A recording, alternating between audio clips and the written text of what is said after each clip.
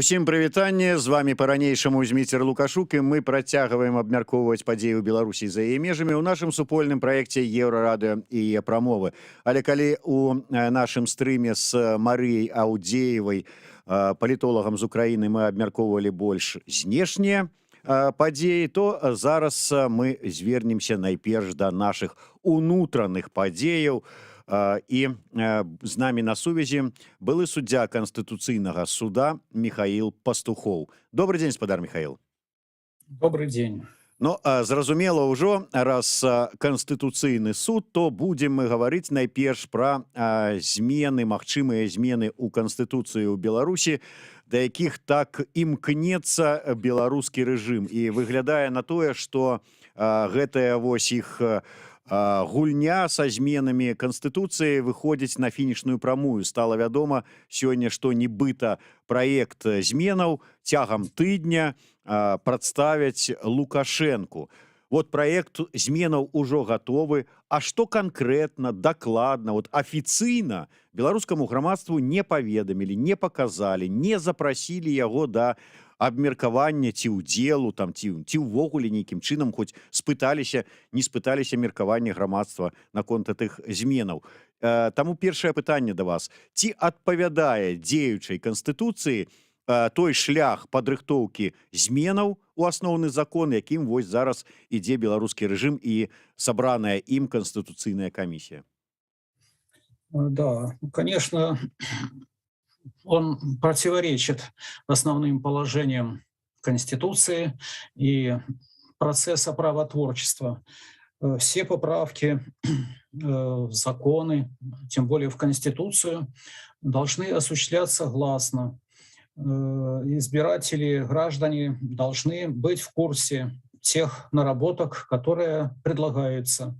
Более того, они имеют право принимать участие в обсуждении важных государственных вопросов, проектов соответствующих изменений и дополнений. Вот, с мнением людей также должны считаться. В данном случае мы видим, что работа над поправками в Конституцию осуществляется в келейном таком полузакрытом режиме. И даже юристы, которые вот вроде бы интересуются этой проблематикой, хотели бы знать, что там приготовили члены Конституционной комиссии, но информации такой до нас не доходит. Известно только неофициальный проект, который представлен был членом Конституционной комиссии Воскресенским, вот, который отправлен на доработку. Что изменилось, узнать, к сожалению, не представляется возможным. Поэтому такой порядок работы над поправками в Конституции, конечно, является неправовым, недемократическим, вот, и заслуживает, на мой взгляд, осуждения. Ну, наконт прававога падыходу, тут я так думаю, што і казаць нічога не даводзіцца, таму што жывем зараз па прынцыпу «інагда не да законаў», таму тут нічога дзіўнага няма. Але атрымліваецца так, што нават вось той праект правак, які быў пэўны час выкладзены як у выглядзе інсайда Воскресенскім, неафіцыйна, можна верыць, можна не верыць этаму, то і нават калі вот мы паверылі, што вот гэта яно, то тое, што прадставяць зараз канчаткова Лукашэнку, гэта не факт, што там будзе тое ж самае, ці там, скажем, не будуць унесеныя кардынальныя змены. Ну, так вот, изучение проекта поправок, который был опубликован на сайте, значит, круглого стола демократических сил, так называется, значит, этот сайт. Поправок достаточно много по всему тексту. Появились даже новые разделы, например, касательно Всебелорусского народного собрания, новые главы, новые статьи. Вот. Но если говорить в целом, то действующая система власти, она все-таки остается прежней, с рядом модификаций. Вот. Немножко ограничены полномочия президента, который остается главой государства, остается главнокомандующим, председателем Совета Безопасности. Вот. Он назначает многих, освобождает от должности, вот, издает акты обязательные для исполнения. Правда, уже декретов издавать он не уполномочен. Ограничен сроки его полномочий, только не более 2 сроков. Но все-таки президент остается главным субъектом политики. Вот. В то же время мы видим, что где-то так вот в стране находится еще один новый орган власти — Всебелорусское народное собрание. Ему посвящен отдельный раздел в Конституции из 7 статей. Раздел из 7 статей тоже не совсем логично. Это могла бы быть просто глава в системе, разделе о системе органов власти, но сделали отдельный раздел.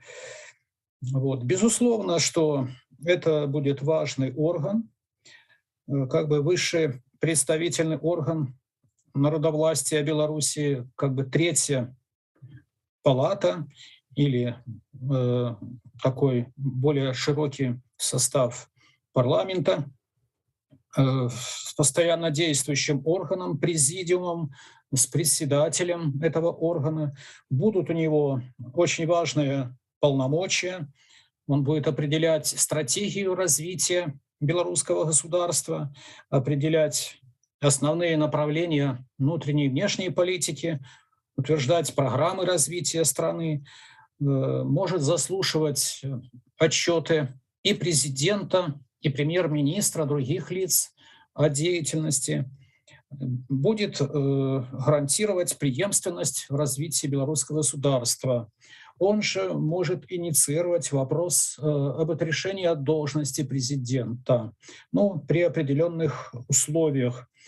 То есть можно предположить, что это будет даже более высокий орган власти, чем действующий, и даже будет стоять выше президента, выше парламента, выше правительства.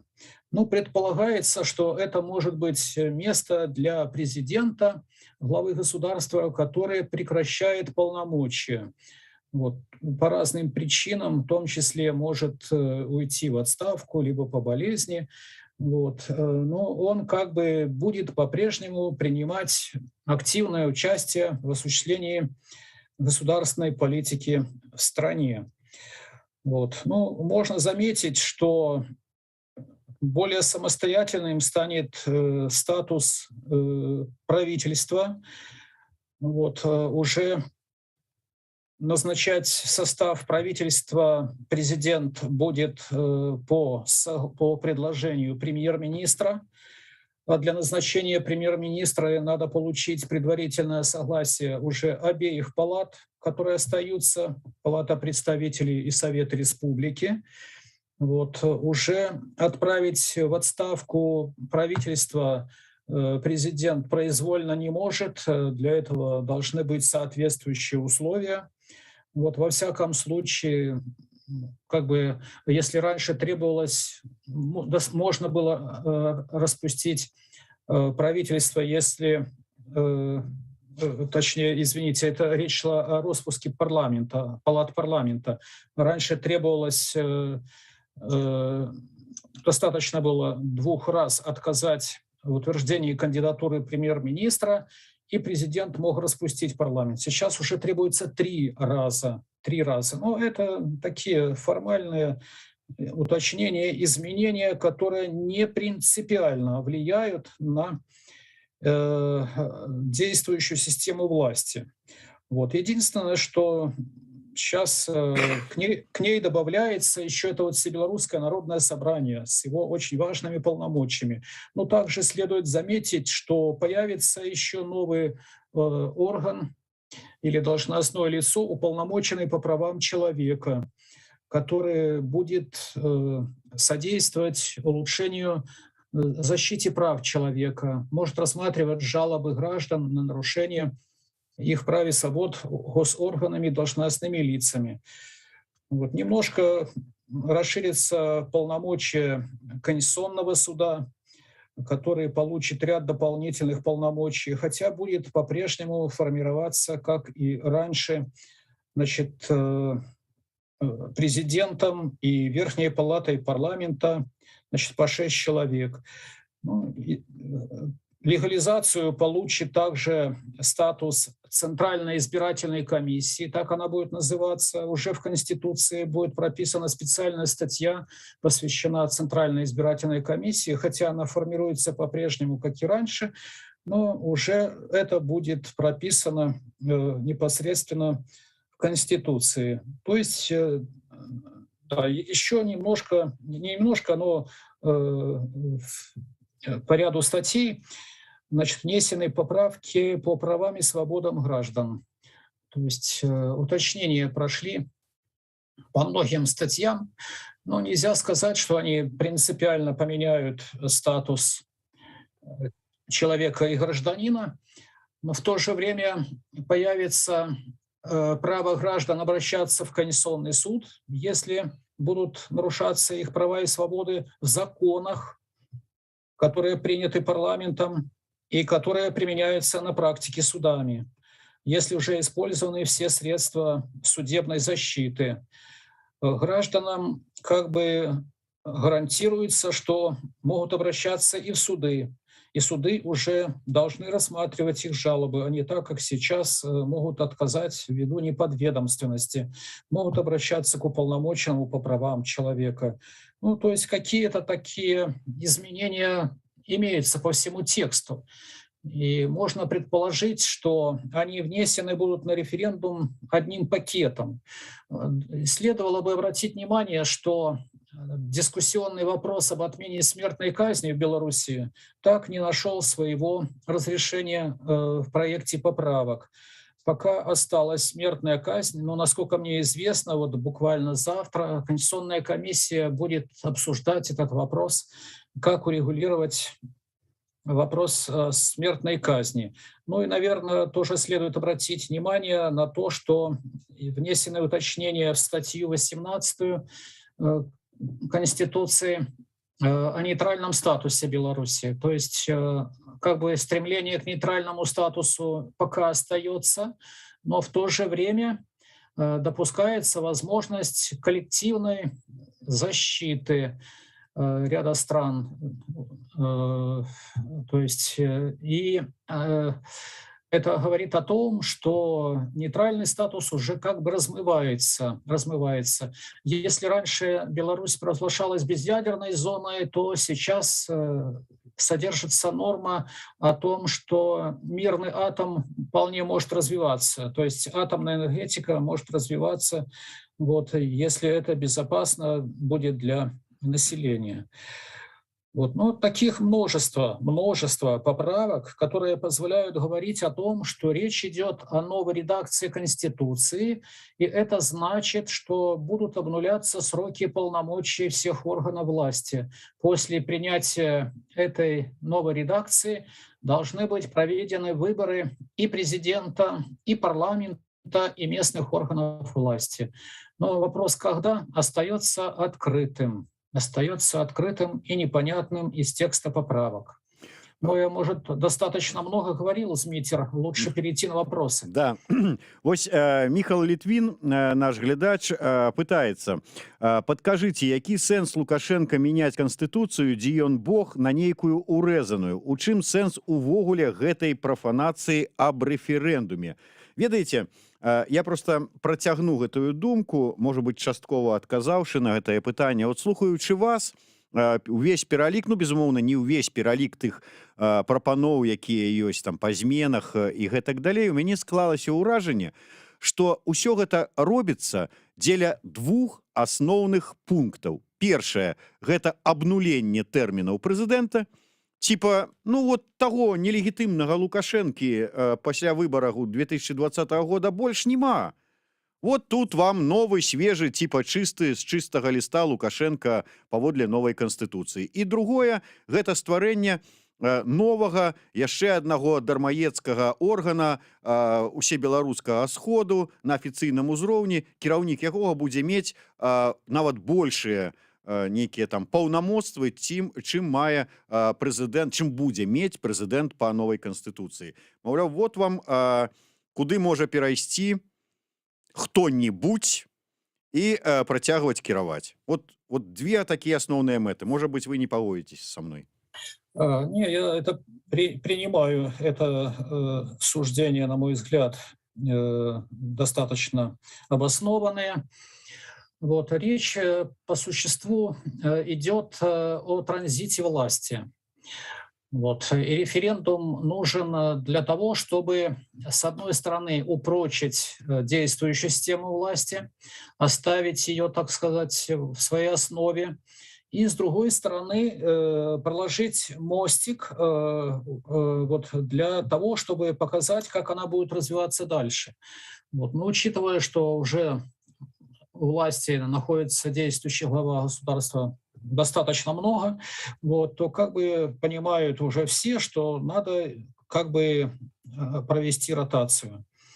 Вот. И как раз вот действительно пересесть на более такое спокойное и в то же время более значимое место, значит, главе государства, который может совершенно спокойно передать бразды правления другому значит, избранному, скорее всего, с обсуждением кандидатуры президенту.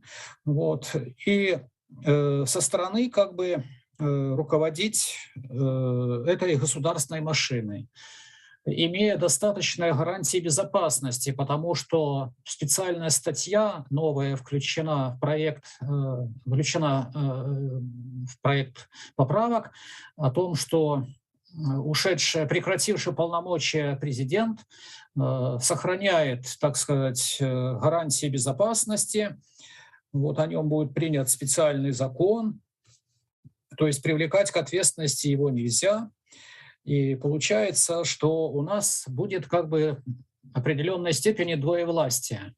Президент, который будет работать, вот, и глава государства, который будет как бы наблюдать со стороны, вот как бы авторитет, кормчий в нашем государстве, который будет давать советы, будет критиковать, возможно, и президента, и правительство, требовать отчет у них. Вот. И это как бы удовлетворяет и действующую власть, и нынешнего главу государства, который отойдет немножко в сторону, но в то же время будет всегда в пределе. Это отчасти удовлетворит и номенклатуру, поскольку произойдет обновление, ротация кадров. И отчасти это может удовлетворить и другие страны, и граждан страны, которые получат какие-то дополнительные бонусы в свой правовой статус. Что касается обнуления сроков, которые допустимы и допускаются после принятия новой редакции, вот, то я считаю, что действующий глава государства едва ли, конечно, решится продолжить президентскую карьеру и попытаться снова участвовать в этих выборах. В этом просто нет никакой необходимости. Да, Зачем навошта, калі ён перасядзе ў іншае крэсла. І тут, дарэчы, вось вы сказалі, ці вы адмыслова так сказалі, ці это такая агаворка по Фрейду, як кажуць. Вы сказалі, гаворачы пра кіраўніка вось гэтага усебеларускага схода, глава государства. То есть фактычна главой дзяржавы будзе нават не прэзідэнт вот, паводле новой конституции, а вот гэты человек. Ну да, получается, как вот аятолла, условно говоря, в Иране, духовный лидер, вот, или как в Казахстане Елбасы, тоже как бы формальный лидер, или великий кормчий, как это было раньше в Китае. Ну, то есть вот как бы лидер все равно государства Мгм. будет Отец нации. отец нации, да. Вось наш глядач Макс Гайко пытаецца, гэта будзе двоеўладдзе. Ну але вось сыходзячы з вашага адказу, ніякага двоеўладдзе не будзе, калі такія умовы прапісаныя, што кіраўнік это ўсебеларускага сходу можа выклікаць на кавёр да сябе прэзідэнта краіны і там ці даваць ему указанні нейкія. Ну да, так вот я говорю, речь идет о том, что духовный лидер, если так можно выразиться, будет как бы наблюдать одним глазом, как осуществляется власть, и у него действительно будут полномочия влиять на президента и даже высказывать ему критику и ставить даже вопрос, значит, при определенных обстоятельствах о смещении его с должности. Ну, вплоть до того, что может быть предложено написать заявление об отставке и сдать дела. И это, думаю, что будет вполне достаточно, чтобы президент значит, покорно и послушно выполнил этот совет вот, елбасы, если так можно сказать, по-казахски. Мгм. Сергей Бусел пытаецца, ці вот у выніку такой ратацыі будзе міжнароднае прызнанне, ну дакладней, ці можа паследаваць за гэтым міжнароднае прызнанне, пытаецца вот калі дакладна. Ну, знаете, маловероятно, что такое случится по той причине, что как еще будет этот референдум проходить.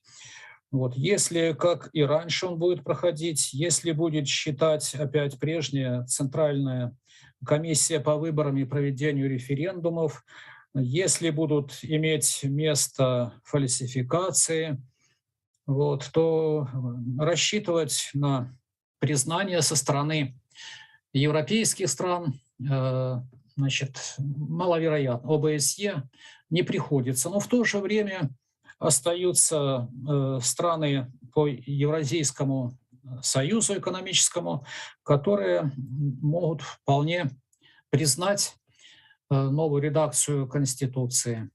Вот. И фактически такой корабль, если так можно сказать, поплывет дальше уже, так сказать, немножко обновленным и, может быть, с другим капитаном на мостике. Спадар Михаил, вось вы кажаце пра нейкае там абнаўленне, там будзе прадстаўнік па правах чалавека, будзе нейкае там вот паўнамоцтва дадатковыя канстытуцыйнай Суда. суда, у людзей будуць новыя магчымасці звяртацца ў гэты канстытуцыйныя і іншыя суды. Ведаеце, я вот слухаю і думаю, ёсць у нас амбудсмен па правах журналістаў, мсьё Шпакоўскі. Нават узгадваць не хочацца, як ён адстойваў правы журналістаў падчас усіх гэтых падзеяў, дзе была яго гэтая амбудсменствасць і ўсё астатняе разам з ім. Так вось, калі нічога не змяняецца, калі проста ў Канстытуцыю уводзяцца тыя нормы фармавання, да прыкладу, цэнтральнай камісіі, як яна фармуецца зараз, калі нічога не змяняецца, то што нам ад гэтых вот зменаў?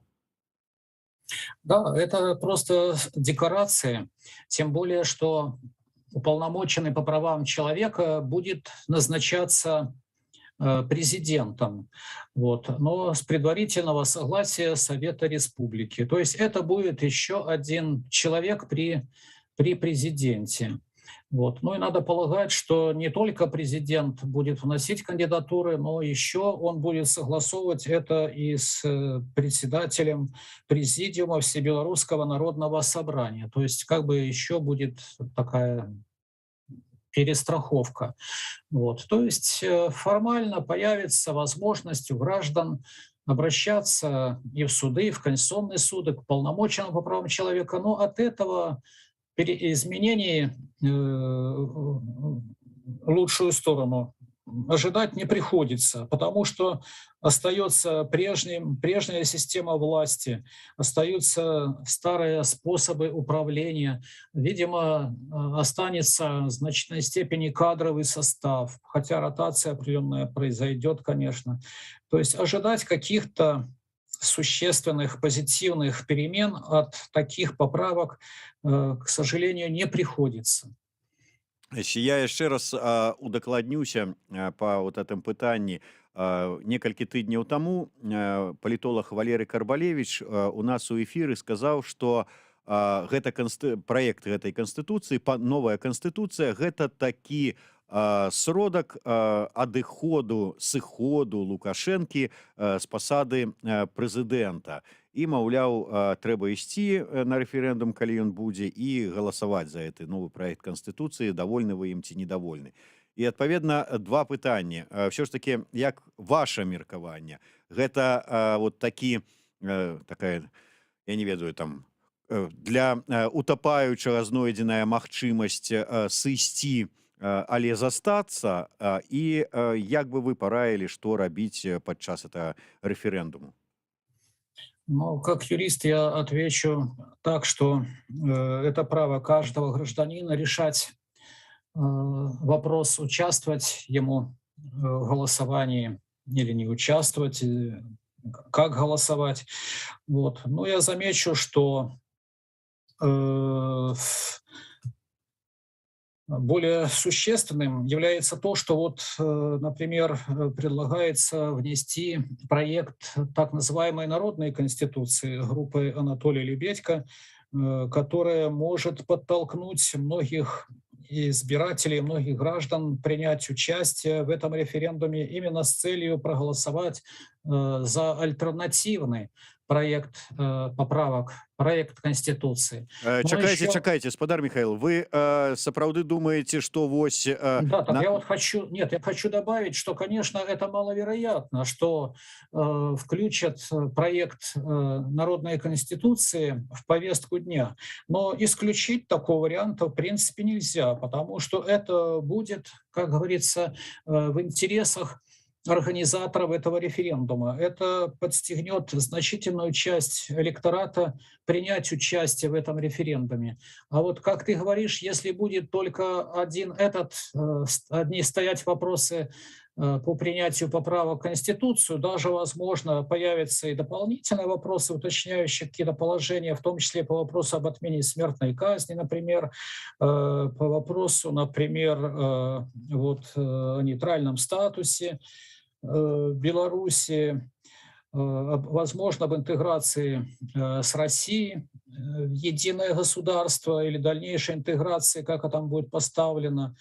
То есть это одно. А вот если появятся какие-то альтернативные проекты, то это уже другое. Это может как раз вот стать тем катализатором, который приведет к тому, что люди могут более, так сказать, щельными рядами, как говорят, пойти опять на избирательные участки. Вот. Ну, это понимает и власть, что провести однобоко вот эти поправки в Конституцию, это может дать слабый результат. Тут надо действительно поработать над этой на этой кампании по референдуму. И будут, наверное, какие-то стимулы на этот счет. Возможно, еще какие-то вопросы появятся, которые будут вызывать интерес общества. Адразу тут как бы некалькі момантаў. Ўсё ж таки, а вы за тое, каб былі вот это два варыянта поправак у Конституцию? Это народная конституция, распрацаваная, ну, умоўна скажем, группой Лябедзькі, і вось уладная, так бы мовіць, это проект зменаў у Конституцию. Ну, лично мое мнение, как в прошлом судьи Конституционного суда, состоит в том, что у нас была и есть одна законная конституция, конституция 1994 года. Вот. И речь может идти только о восстановлении этой конституции, в последующем внесении в нее поправок. Что касается модернизации редакции действующей Конституции, то я считаю, что в этом нет никакого юридического смысла, поскольку основа нелегитимная получается, и вносить меньше, больше поправок — это не принципиально, не принципиально. Поэтому я сторонник того, что необходимо восстановить в стране конституционную законность, а для этого надо вернуться в русло Конституции 94 года. Для этого не нужно проводить никаких референдумов, а только признать, что она была и есть законная конституция страны. І тэхнічны момант. Я так разумею з вашых слоў, што вы не выключаеце верагоднасці таго, што на рэферэндум, калі ён ўсё ж такі будзе прызначаны, аль выглядае на тое, што будзе, будуць прадстаўлены не толькі, там скажем, прагаласаваць за новы праект канстытуцыі, але асобнымі пытаннямі будзе ісці, можа ісці шэраг іншых пытанняў, як то смяротнае пакаранне, адмена там ці не адмена, там яшчэ што-небудзь там уваходжанне, там працяг паглыблення інтэграцыі ці ўваходжанне ў склад Расійскай Федэрацыі, там яшчэ некалькі пытанняў. Магчыма такое, і тады у працяг, калі гэта магчыма, што для чаго гэта робіцца? Ну, это делается для того, чтобы как бы распылить немножко внимание избирателей, чтобы они не думали, что это речь идет только о принятии новой редакции Конституции, а это как бы вот и спрашивают их мнение, как они считают. И это позволяет привлечь более широкую электоральную базу к голосованию.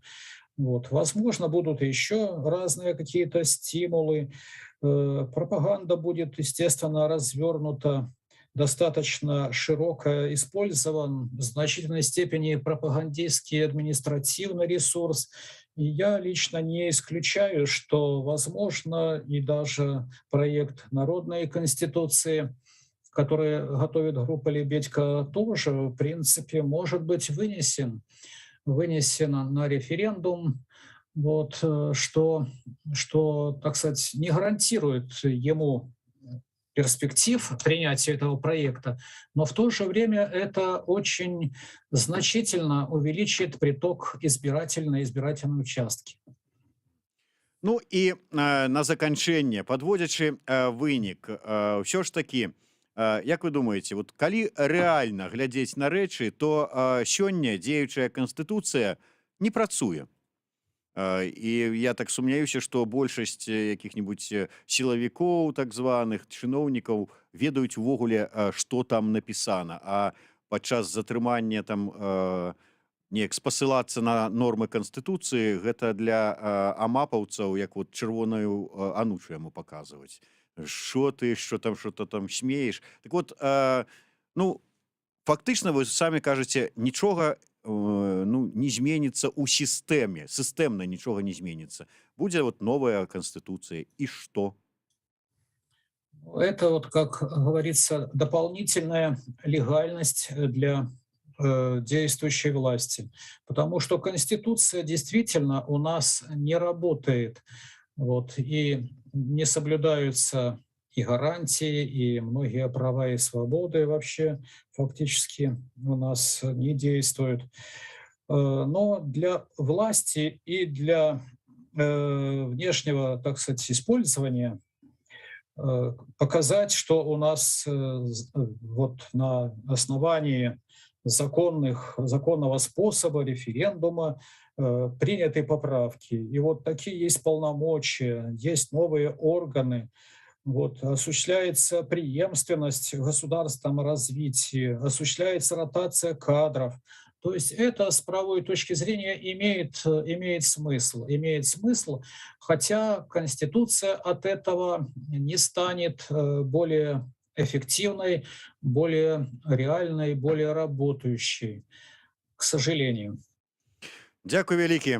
Ну вось, то есть атрымліваецца, што мелі у старым выглядзе, то фактычна будзем мець непрацуючае, хай і ў абномленым выглядзе. Ну затое Лукашенко перасядзе ў іншы фатэль. Ну прынамсі ён да гэтага рыхтуецца. Дзякуй вялікі. Михаил Пастухов, Зміцер Лукашук у сумесным праекце Еўрарадыё і Е-прамовы.